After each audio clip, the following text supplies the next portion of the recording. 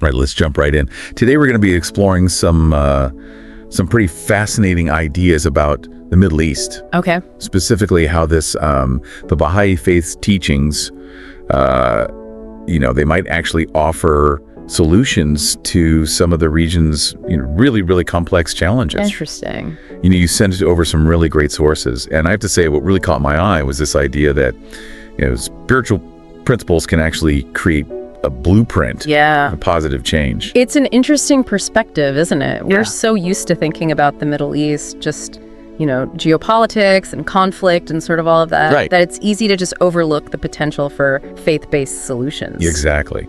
And I think what's key here is we're not just talking about any faith. Right. The sources you shared were really highlighting this Baha'i approach, which emphasizes things like justice, equality, and unity. And what's really fascinating is they take a firm stance against theocracy. Yeah. A system that, as you know, has really deep roots in the region. Right. The sources were pretty clear on that. Yeah. They pointed out those, issues of theocracy, how, strict interpretations of religious law can really just stifle freedoms. Oh, absolutely. Like, they were talking about freedom of expression.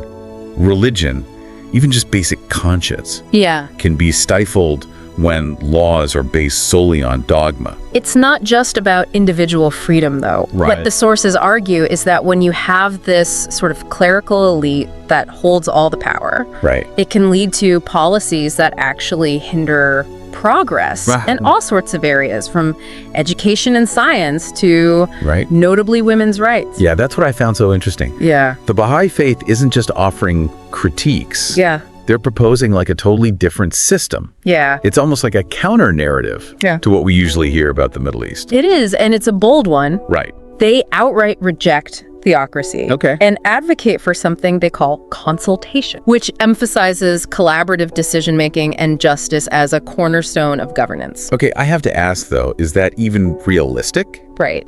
The Middle East is so incredibly complex. Yeah. Can you really just implement these ideals and expect everything to fall into place? Well, that's the million-dollar question, isn't it? Yeah. But there's a quote from Baha'u'llah, who is the founder of the Baha'i Faith, that I think gets to the heart of their approach. Yeah. He said, "The purpose of justice is the appearance of unity among men."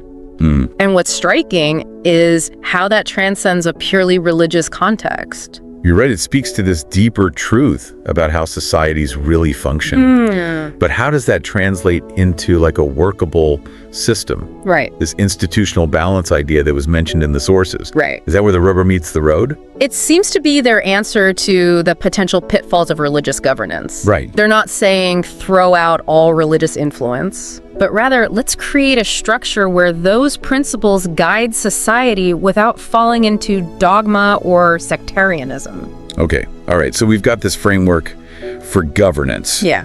But the sources also dive into another massive issue. Yeah. The oppression of women in the Middle East. Right. And it's pretty sobering stuff. It's a reality we can't shy away from. And the sources highlight the limited access women have to education, jobs, even basic legal rights. Yeah. And you know what? These aren't just Middle Eastern problems. Right. These are issues that resonate globally. Absolutely.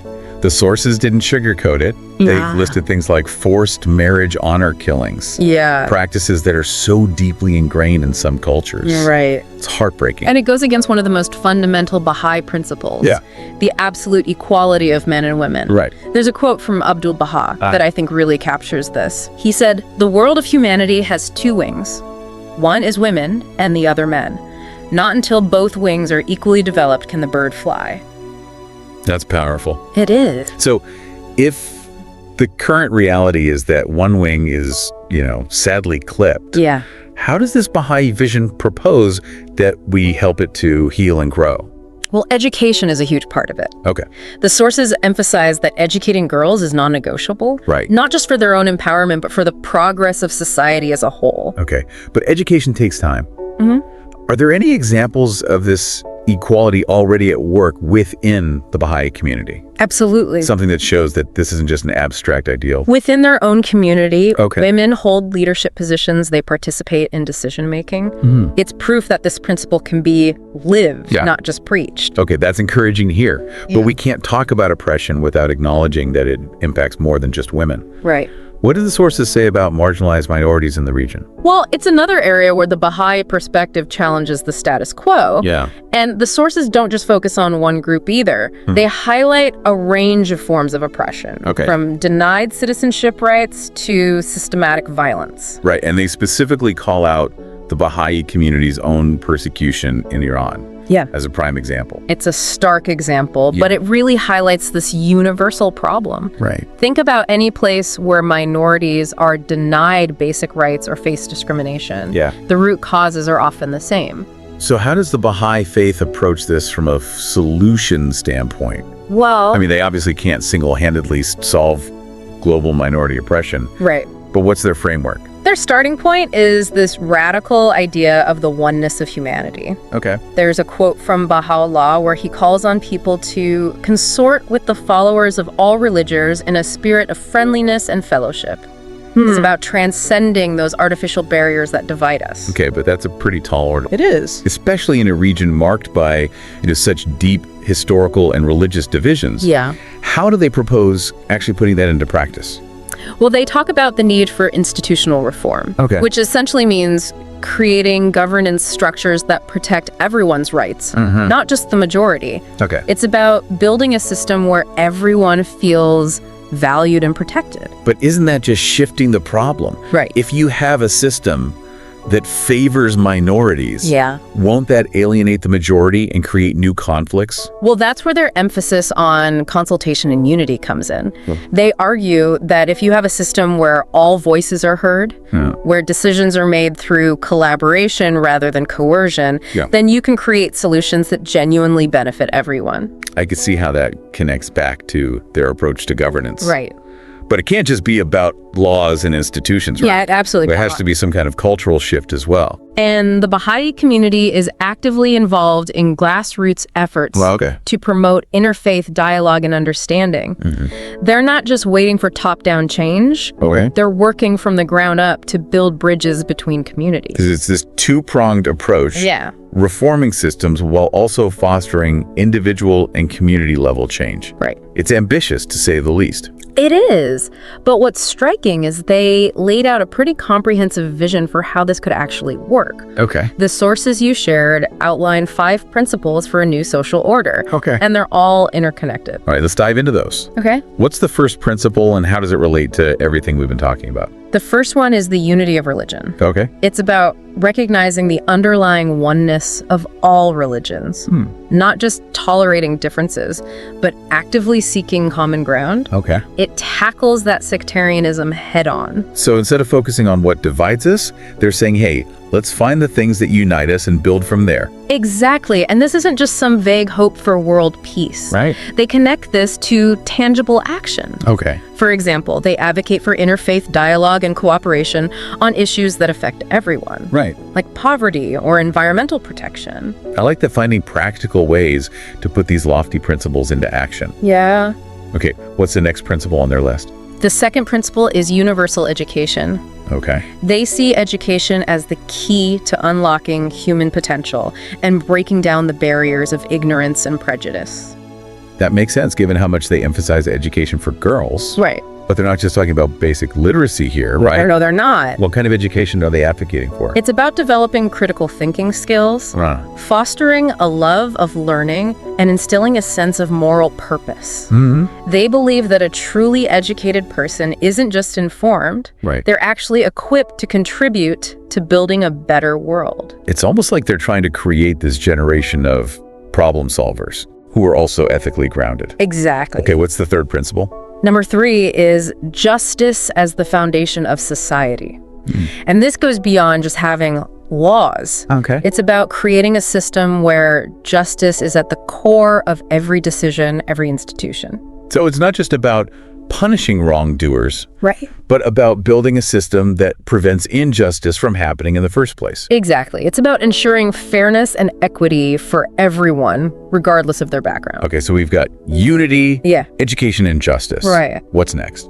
The fourth principle is consultation in governance, which we've touched on already. Yeah. They believe that decisions should be made through a process of collaborative deliberation, not by a select few. Okay. They see this as essential for creating a truly just and equitable society. I'm seeing a pattern here. Each principle builds on the previous one. Right. Creating this holistic vision for social transformation. Yeah. Okay, what's the final principle in their framework? The fifth principle is spiritual and material progress. Okay. It's the idea that true progress involves both material well-being and spiritual development. They argue that you can't have one without the other. So it's not just about economic growth or technological advancements, but about nurturing our souls. Yeah. And living in accordance with our values. Exactly. And the sources emphasize that material prosperity, when pursued without ethical considerations, can actually lead to greater inequality and social unrest. That's an important point. It's easy to get caught up in the pursuit of more without really considering those ethical implications. Right. But how do you actually measure spiritual progress? It seems so subjective. That's a valid question. Yeah. I think the Baha'i perspective is that spiritual progress manifests in our actions, in our relationships, in the way we treat each other and contribute to the betterment of society. So it's less about dogma and more about how we live our lives. Exactly. Okay, we've laid out these 5 principles, but I'm still stuck on how they translate into real-world change. Right. Do the sources offer any practical guidance? They do. They outline several practical steps for transformation that individuals and communities can take to start putting these principles into action.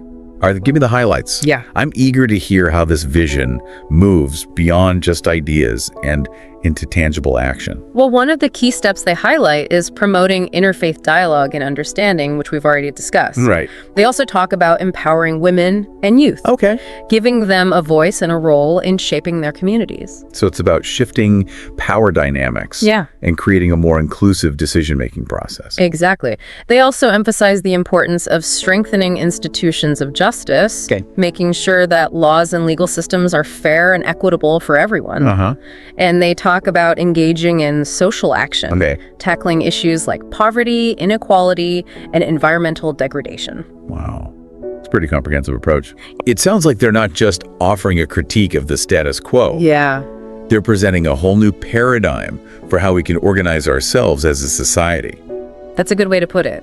They're offering a vision of a world where unity, justice, and equality are not just abstract ideals, but the very foundation of our social, economic, and political systems. That's a bold vision. It is. And it's easy to be skeptical, but there's something about it that feels hopeful. I agree. Like maybe there's a different way of doing things, a way that leads to greater peace and harmony. I think that's the power of these teachings. Yeah. They challenge us to imagine a different future and to believe that it's possible to create it. Okay, but we've covered a lot of ground here, and I'm still processing it all. Yeah. Can we take a step back and revisit those inspiring quotes from the Baha'i writings that you mentioned? Sure. Maybe hearing them again will help crystallize some of these ideas. Absolutely. I think those quotes really capture the essence of their teachings and offer a glimpse into what a more unified and just world could look like. Okay. Shall we dive into those now? Let's do it. I'm ready for some inspiration. Okay. Welcome back. Let's delve into those powerful quotes from the Baha'i writings that we mentioned earlier. Perfect. I'm ready for some wisdom. The first one that really struck me is this: the well-being of mankind, its peace and security, are unattainable unless and until its unity is firmly established. It's such a simple statement, but it really hits home, doesn't it? It does. It's like a fundamental truth that we often overlook. Exactly. It's easy to get caught up in all the complexities of, global politics and all of that. Right. But this quote reminds us that the foundation of a peaceful and prosperous world really lies in our ability to recognize our interconnectedness and work together. It's a powerful call for unity, especially in a world that often feels so divided. It is. Okay, what's the next quote that resonated with you? This one also speaks to the power of unity, but from a slightly different angle. The fundamental purpose animating the faith of God and his religion is to safeguard the interests and promote the unity of the human race. I see a common thread here, this idea that religion at its core should be a force for unity and progress. Right. But how does that translate into real-world action? Well, the Baha'i teachings encourage us to look beyond those superficial differences that often divide us, and to focus on the shared values that unite us. So instead of getting hung up on doctrinal disputes or sectarian interpretations, it's about finding that common ground and building from there. Precisely. It's about recognizing that at the end of the day, we're all part of one human family. Striving for the same basic things: peace, happiness, a sense of belonging. Yeah, it's a beautiful vision, but it feels so incredibly challenging to put into practice. It is. Especially given the current state of the world. Okay, one more quote. What's the last one that you wanted to share? This one is my absolute favorite. So powerful is the light of unity that it can illuminate the whole earth. Wow, that's powerful imagery. Isn't it? It evokes this sense of hope, even in the face of all the darkness and division we see around us. Exactly. It's a reminder that even amidst all the chaos and the conflict, there's this force for good that can ultimately prevail. And that force is unity. A unity that transcends our differences and binds us together as one human race. It's inspiring, but it also feels a bit daunting. Right. How do we even begin to tap into that kind of unity on a global scale? Well, the Baha'i teachings emphasize that it starts with each one of us. Okay. We can choose to embody those principles of unity, justice, and equality in our own lives, in our interactions with others, and in the way we engage with the world. So it's about personal transformation as a catalyst for wider social change. Exactly. And it's about actively working to promote understanding, cooperation, and respect across differences, whether those differences are religious, cultural, or political. It's a powerful reminder that we all have a role to play in creating a more just and unified world. Absolutely. And that brings us back to those practical steps for transformation that we discussed earlier. It's about putting those principles into action in our daily lives. It's great to have these inspiring visions and quotes. But we need tangible ways to make a difference. So can we revisit those practical steps? Absolutely. What are some concrete things that people can do to contribute to this vision of a more unified and just world? Absolutely. One of the most important steps is promoting interfaith dialogue and understanding. This could involve attending interfaith events, engaging in conversations with people from different faith backgrounds, or supporting organizations that work to build bridges between religious communities. I've always found that just, simply talking to people from different backgrounds can be so eye-opening. It can be. It challenges your assumptions. It helps you see the world from a new perspective. It's true. And sometimes just listening with an open heart can be the most powerful form of bridge building. What are some other practical steps that people can take? Another important step is empowering women and youth. This involves supporting organizations that work to provide girls and young women with access to education leadership training and opportunities to participate in decision-making processes. I love that it's about recognizing that true progress requires the full participation of everyone. Regardless of gender or age. Exactly. What else can people do to make a difference? They can also work to strengthen institutions of justice by advocating for policies that promote fairness, equality, and accountability. This could involve supporting organizations that work on issues like criminal justice reform, human rights, access to legal representation. So it's about using our voices and our actions to create a more just and equitable society for everyone. Exactly. And it's about recognizing that these issues are interconnected. We can't truly address issues like poverty or inequality without also addressing issues like discrimination and lack of access to education. It's a holistic approach that recognizes the interconnectedness of all these challenges. It is. It's inspiring, but it also feels like a lot to take on. It is a lot, but it's important to remember that even small actions can make a difference. It starts with each one of us choosing to embody these principles in our own lives. And to work towards creating a world where everyone has the opportunity to thrive. That's a powerful message. It's a reminder that change doesn't happen overnight. But it does happen. It does. And it starts with each one of us choosing to be part of the solution. Absolutely. And it's about believing that a better world is possible. That belief is what fuels our actions and inspires us to keep striving for a more just and unified future. Well, this deep dive has been incredibly thought-provoking. It has. We've explored the challenges facing the Middle East. Delved into the Baha'i Faith's vision for a new social order, and even uncovered some practical steps that we can take to create a more just and unified world. It's been a fascinating journey. It has. And I think the key takeaway is that the Baha'i teachings offer a framework for social transformation that is both inspiring and empowering. I agree. And it's a framework that can be applied not just in the Middle East, but in communities around the world. Absolutely. It's a reminder that regardless of our backgrounds or beliefs, we all share a common humanity. Yeah. And we all have a role to play in creating a better future for ourselves and for generations to come. Beautifully said, and I think that's the perfect note to end on. I agree. Thanks for joining us on this deep dive. Until next time, keep seeking knowledge. Yes. Keep asking questions and keep the conversation going. Welcome back to our deep dive. You know, we've covered some really thought-provoking ideas. We have. About, challenges facing the Middle East and this Baha'i vision for a new social order. Yeah. But there's one quote that just keeps echoing in my mind. I think I know which one. So powerful is the light of unity that it can illuminate the whole earth. That's the one. It's so hopeful, but it also makes me wonder, what does a world illuminated by that kind of unity actually look like? Right. How do we get from these, inspiring quotes to like a tangible reality?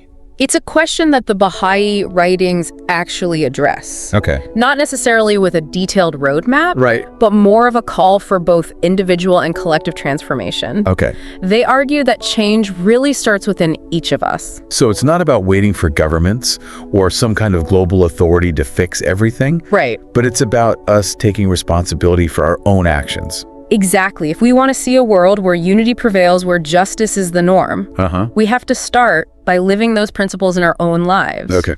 It might sound idealistic, but imagine the impact if everyone actually took that to heart. Okay, so I'm trying to picture this. What would that look like in practice? Right. Not just the grand vision, but like the day-to-day stuff. Well, think about the things we've discussed. Okay. Challenging prejudice when we see it. Yeah. Advocating for the marginalized. Actively seeking out perspectives that are different from our own. Right. These might seem like small things. Yeah. But they're really the building blocks of a more just and unified society.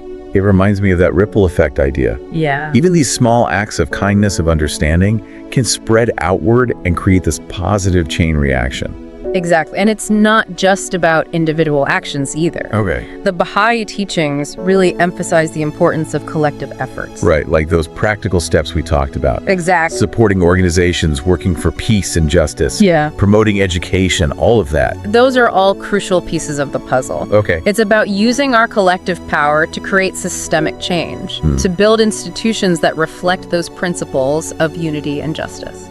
So it's a multifaceted approach. It is. Working on both the individual and the societal level. It sounds like a pretty tall order, honestly. It is a lifelong endeavor. Yeah. But the beauty of it is that every step we take in that direction, no matter how small, brings us closer to that vision of a more illuminated world. I appreciate that perspective. Yeah. It's easy to get overwhelmed by, the state of the world and everything. Yeah. But focusing on those small steps, those individual acts of unity and justice, feels much more manageable. It does. It's empowering, actually. And that sense of empowerment is essential. Yeah. The Baha'i teachings don't shy away from the challenges. Right. But they offer this really hopeful path forward, one that reminds us of our own agency in creating change. I'm also struck by how this vision connects back to that core principle of the oneness of humanity. It does. It's harder to justify prejudice or division when you truly see everyone as part of one interconnected family. That's the heart of it, isn't it? Yeah. Recognizing our shared humanity isn't just a feel-good sentiment. It's a fundamental shift in perspective that can change the way we interact with the world. Well, this deep dive has given me a lot to think about. Good. And I hope it has for you too, listener. We've explored this unique approach to some of the world's toughest challenges. We have. And while there's no easy fix, the Baha'i teachings offer a path forward. Right. A way to move from darkness towards light. Beautifully said. And as we wrap up, I want to leave you with one final thought to ponder. Okay. If that light of unity truly has the power to illuminate the whole earth, what role will you play in making that happen? That's a powerful question to carry with us. Thank you for joining us on this deep dive into the Baha'i vision for a more just and unified world. Until next time, keep seeking knowledge, keep asking questions, and keep striving to make a difference.